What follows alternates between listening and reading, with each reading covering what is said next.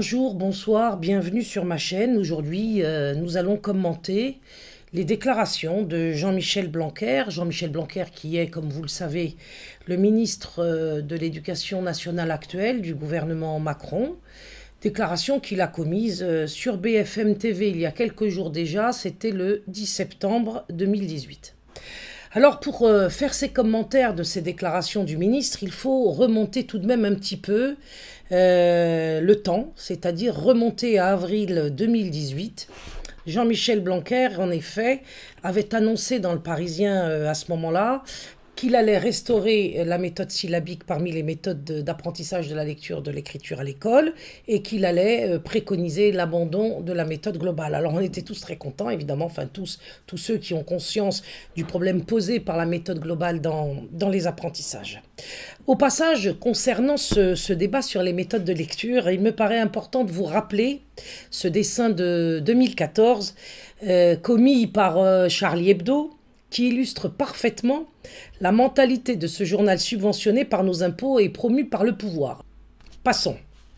Bien lire et bien écrire est évidemment, comme chacun le sait, la base de la réussite scolaire.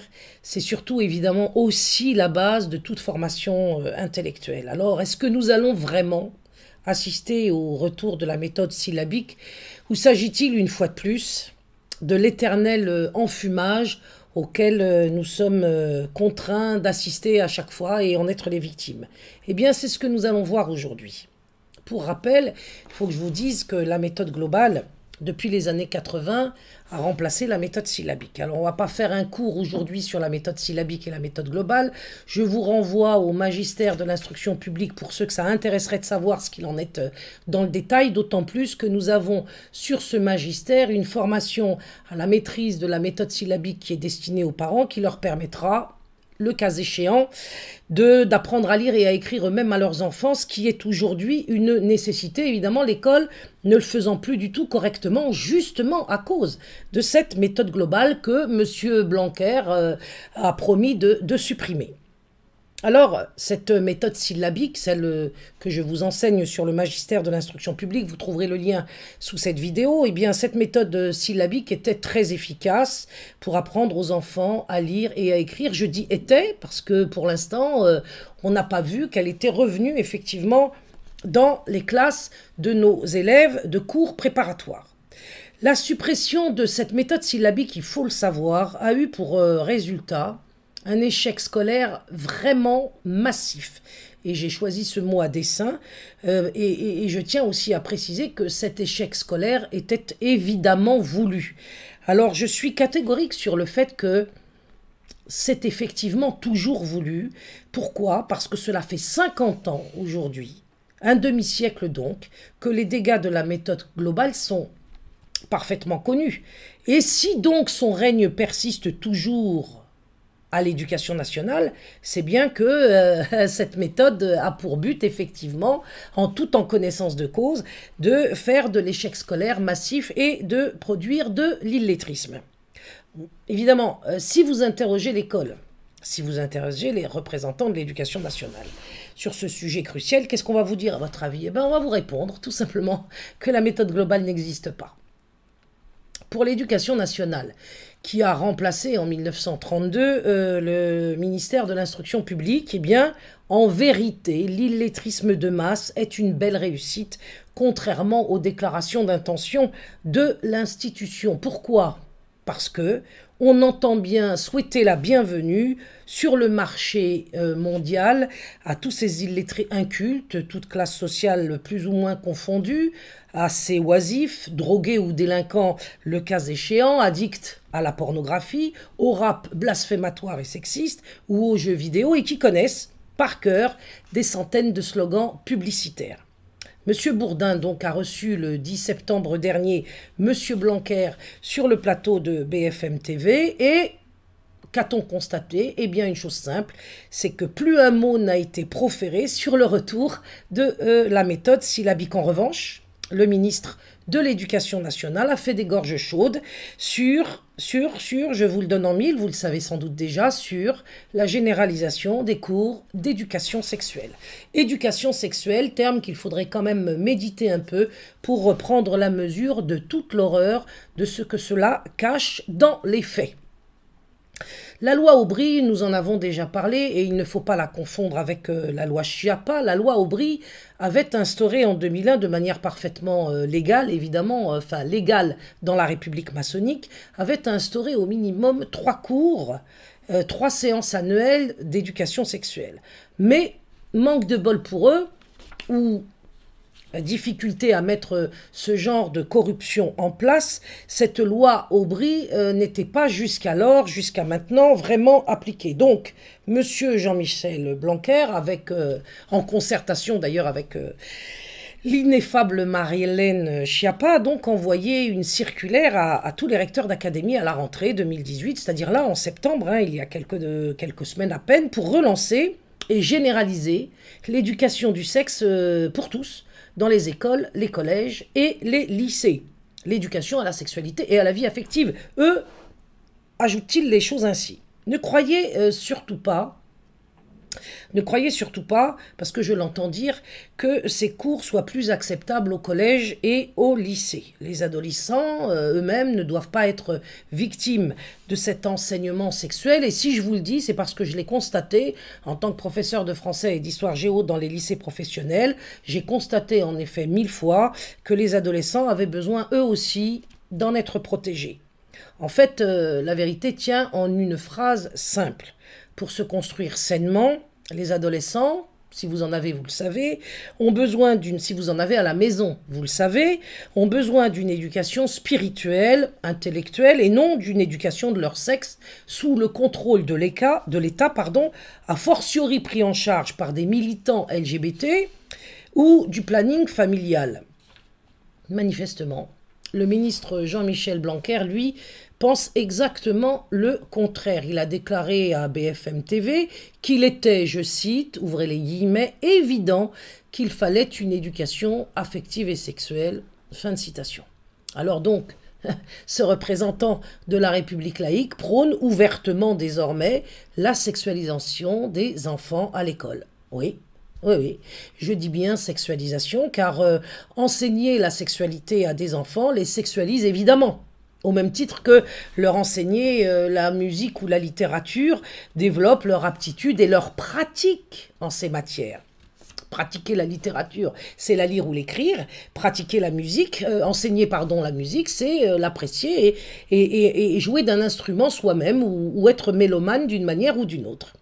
Alors, peut-on dire le contraire? Non, l'éducation musicale, pour reprendre cet exemple, est faite, en effet, pour aimer la musique et pratiquer un instrument, et toute forme en conséquence d'éducation n'échappe pas à la règle et débouche inévitablement, dans le domaine des cours d'éducation sexuelle, débouchera donc inévitablement sur des pratiques sexuelles précoces et hors mariage.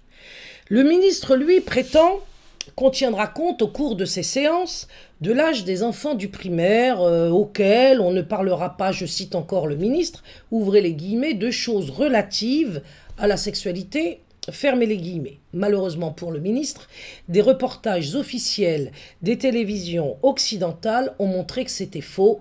Regardons cela ensemble. Bien entendu, à l'école primaire, ce qu'on doit dire, c'est des choses qui relèvent de l'âge de l'école primaire. Autrement dit, c'est pas des choses qui sont relatives à la sexualité à proprement parler. Son pénis s'est développé. Son pénis s'est mis à grandir et rapetisser. Et puis quelque chose de gluant en est sorti. Je crois que c'est du pipi. Comment ça s'appelle quand, justement, ce truc gluant qui s'appelle le sperme, comme on l'a dit, comment ça s'appelle quand il sort du pénis? Ça s'appelle l'éjaculation. Bien entendu, à l'école primaire, ce qu'on doit dire, c'est des choses qui relèvent de l'âge de l'école primaire. Autrement dit, c'est pas des choses qui sont relatives à la sexualité à proprement parler. Françoise Petit brise les tabous au cœur des établissements scolaires. Il s'appelle l'appareil génital féminin. Comment on dit? La vulve. Ça peut être une pénétration avec. On parle de tout avec le planning familial. Coquette, etc. Ça peut être une pénétration avec. Coquette, etc. Ça s'améliore de plus en plus, il y a plus d'égalité entre les hommes et les femmes, et voilà. La vulve. En 1969, dans la foulée de l'ouverture des premiers bureaux du planning familial, Vaud est le premier canton à mettre sur pied des cours d'éducation sexuelle à l'école. Marianne Barbet fut parmi les toutes premières à dispenser ces cours. On était ressentis vraiment comme subversifs. Des gens avaient le sentiment que nous allions détruire toutes les valeurs sacrées de la famille, du couple et de la société occidentale tout entière. On a entendu ça. Et vous allez être capable. À la tête de ces cours vaudois d'éducation sexuelle, un personnage haut en couleur, Charles Bugnon, un médecin de campagne, un homme au discours clair et aux convictions bien arrêtées. On pensait en gros que si les gens étaient plus heureux, ils gouverneraient mieux. Ça, c'était vraiment l'idée de Bugnon. Il disait qu'il faudrait mettre tous ces politiciens dans une seule pièce pendant 24 heures et on leur dit de se caresser et après, le monde ira mieux. Il disait qu'il faudrait mettre tous ces politiciens dans une seule pièce pendant 24 heures et on leur dit de se caresser et après, le monde ira mieux. Félix et Léon s'aiment. Deux poissons homosexuels, héros d'un conte poétique. Ce petit film d'animation a été conçu pour les élèves de CM2. Nous avons assisté à sa projection dans une classe de Morlaix, en présence du réalisateur. Qu'est-ce qui est important dans l'histoire? Qu'est-ce que j'ai voulu dire à votre avis? Ça parle de l'homosexualité. Bien entendu, à l'école primaire, ce qu'on doit dire, c'est des choses qui relèvent de l'âge de l'école primaire. Autrement dit, c'est pas des choses qui sont relatives à la sexualité à proprement parler. Les mots qu'on a utilisés pendant la séance, c'est des mots qui peuvent sembler peut-être surprenants quand on les utilise à l'école primaire, mais finalement, c'est des mots de la langue française et qui veulent dire ce qu'ils veulent dire. Jean-Michel Blanquer s'est joint à Marlène Schiappa, je vous l'ai dit tout à l'heure, mais dans le cadre de ses cours d'éducation sexuelle, pour agir aussi également, prétendument, contre l'accès des jeunes à la pornographie. Je cite encore les propos de Jean-Michel Blanquer tenus sur le plateau de BFM TV ce 10 septembre 2018. Il disait « Le but est de protéger les enfants contre toutes sortes de dérives qui peuvent exister en matière sexuelle. Je pense à la pornographie par exemple, un phénomène très grave.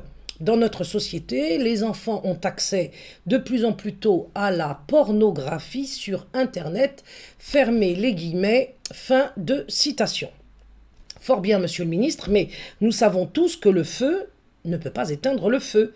S'associer à Marlène Schiappa pour lutter contre l'accès des jeunes à la pornographie n'est pas sans faille, c'est le moins qu'on puisse dire.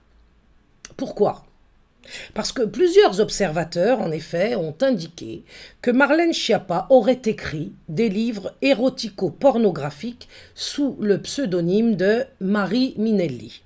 Avec des titres comme, j'ose à peine le dire, « Les filles bien n'avalent pas » ou bien encore « Sexe, mensonge et banlieue chaude », si Minelli c'est bel et bien Schiappa, il y a vraiment tout lieu de s'inquiéter. M. Blanquer aurait mieux fait de s'en tenir à sa proposition initiale de restaurer la méthode syllabique.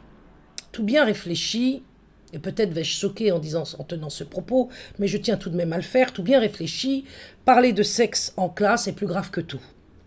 En effet, les enfants ou les adolescents qui vont sur des sites pornographiques savent qu'ils transgressent un interdit. Sans les mettre à l'abri, la transgression, évidemment, taraude leur conscience et les met ainsi malgré tout à distance. Je l'ai 1000 fois constaté une fois de plus auprès des adolescents dont j'ai eu la charge à l'éducation nationale. Les apprentissages sexuels à l'école, au contraire, eux, ne seront pas transgressifs, puisqu'ils seront autorisés, valorisés, institutionnalisés. Et ils jouiront de toute la légitimité de l'école, de celle de l'État, ainsi que du consentement éventuel finalement arraché aux parents. Comme le disait l'écrivain russe Alexandre Solzhenitsyn, on asservit les peuples plus facilement avec la pornographie qu'avec des miradors. Parents, si vous souhaitez vraiment protéger vos enfants de la pornographie, rassemblez-vous à quelques-uns, ne faites pas des groupes immenses, mais à 2 ou 3 familles par exemple, et dispensez à ces adolescents, à ces enfants, un enseignement spirituel intéressant et serein. L'initiation à la sexualité barre la route à la vie spirituelle, nous le savons. Un enseignement spirituel, donc, est un obstacle à l'éducation sexuelle institutionnalisée, comme on le voit mis en place actuellement dans les écoles, les collèges et les lycées. Nous y reviendrons dans une prochaine vidéo sur cette idée de mettre en place des enseignements spirituels en direction de nos enfants et de nos adolescents, car c'est une perspective extrêmement importante que chacun comprendra à l'énoncé même de ce projet. Pour finir, revenons tout de même encore à Jean-Michel Blanquer, qui, ce jour-là, face à Bourdin, a cherché à nous rassurer quand il a déclaré que l'éducation sexuelle était un sujet qui devait engager et les parents et l'école. C'est-à-dire que l'école ne devait pas faire sans l'autorisation et l'approbation des parents. Il a rajouté que c'était un sujet pour lequel on devait mettre en place une convergence entre les familles et l'école, qu'il n'était pas question de faire quoi que ce soit qui choque les parents et qu'il n'en avait jamais été question. Cette déclaration du ministre de l'Éducation tombe absolument à pic. Le mouvement JRE, dont j'ai la charge, a lancé une opération portes ouvertes sur l'éducation sexuelle, et ceci pour faire que l'école soit transparente sur ces cours si particuliers. Et nous proposons donc, dans le cadre de cette opération portes ouvertes, nous proposons que les parents entrent par délégation de 2 parents autonomes à l'école pour assister justement à ces séances d'éducation sexuelle. Quand je parle de 2 parents autonomes, c'est pour dire qu'il n'est pas question que ces parents soient recrutés dans les rangs de la FCPE ou des PEP, qui sont des fédérations ou des associations de parents complètement soumises malheureusement au pouvoir. Alors comment procéder pour mettre en place cette opération portes ouvertes sur l'éducation sexuelle? C'est simple.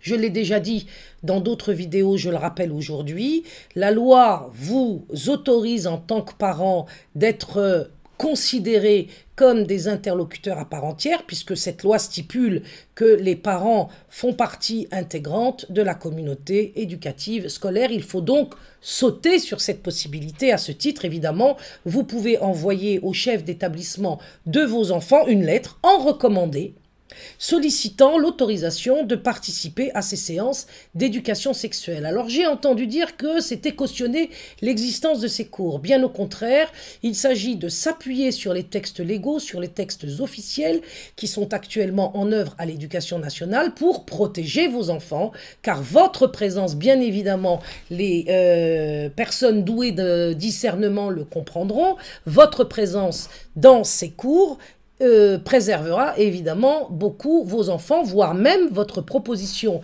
d'y solliciter conduira à l'annulation de ces cours et de ces séances d'éducation au sexe à l'école.